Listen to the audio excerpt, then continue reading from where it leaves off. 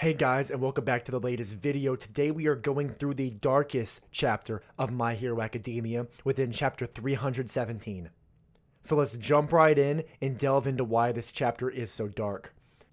The chapter begins, and as expected, the heroes have escaped the explosion fairly unscathed, and there's questioning if the heroes can gather any more information from Lady Nagant. However, due to her state, it's unlikely they will get any information. In fact, Hawks mentions it's a true miracle that she's even remotely alive. And the heroes cut to the discussion of bringing other heroes in and letting them know the secret of One for All. However, our heroes right now are so limited, and it's described that they're a skeleton crew. Likely, they aren't enough to stop All for One themselves. So the heroes need to unite further and try to support Deku. Now, Lady mentions that the villains that come after Deku will become increasingly more difficult to fight and far more dangerous. It's then learned that Death Arms has retired as a hero, and Death Arms struggled endlessly to fulfill his duties as a hero, yet all he heard were complaints and hatred from many. He mentions that although there were cheers and support from fans, single individuals have channeled hatred towards him mitigates even the praise of 10 individuals. I relate to this, and I'm sure many of you can. You can have praise from countless individuals, but just one hater and nasty comment will stay with you. Death Arm says that he thought he'd never break or bend under pressure, but he's only human at the end of the day. This is something that is reflective of hero society now. Heroes are put on this pedestal as the embodiment of poise and confidence. However, we are continually seeing that they are only humans trying to do their job, and for society, it currently isn't enough. This part of the chapter really hits me hard. We, similarly to the My Hero Academia universe, idolize so many individuals and believe they can never falter under the pressures of societal expectations, but at the end of the day, they're only humans just like you and I.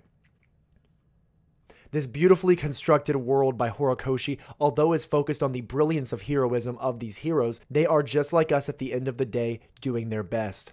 Best Jean has mentioned no one can predict who will even remain in the hero profession and that the society is hanging on by a mere thread. Endeavor states that the media is closing in on Deku as retired heroes have fed the media more and more information, and if Deku's secret were to be exposed fully, society would possibly view him as the scapegoat and put all the blame and hatred towards him, a man who's just a teenager.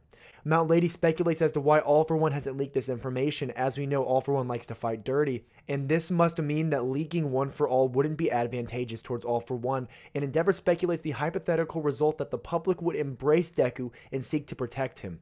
However, if they were to do so, there would be no further leaks of All for One's whereabouts if Deku was continuously protected, so they should continue to keep society in the dark about this secret for now. In a glance at Endeavor's phone, we see he has a missed call and text from Shoto, his son, which is heartbreaking, but interrupted by Hawk saying that a second assassin has targeted Midoriya and that it wasn't even close.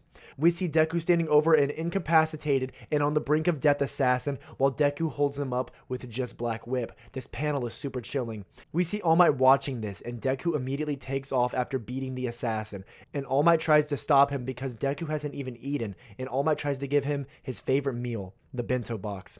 In a scene that almost brought me to tears, we see Deku tell All Might not to follow him anymore.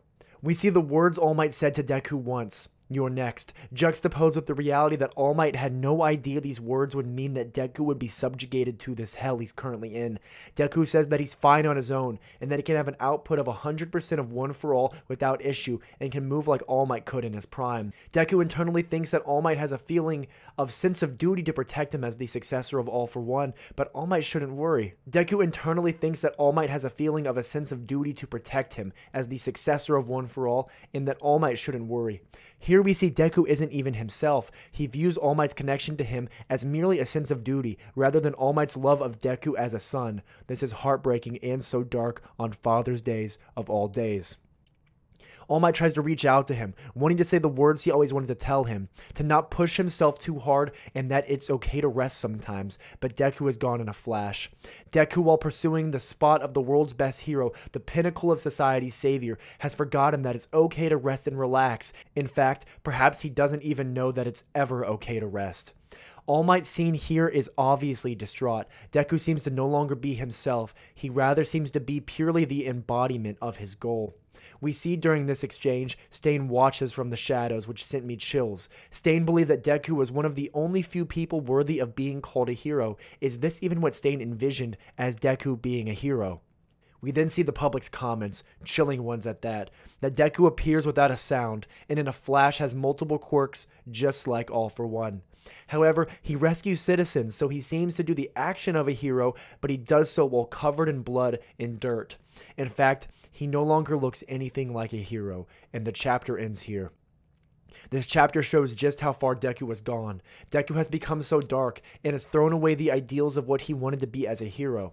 His ideals to not just be the best hero, but to be a symbol of peace who society can rely on. As we see here, society is not viewing him as a symbol of peace, but rather a man who just does quote-unquote heroic actions. He is not that symbol of peace.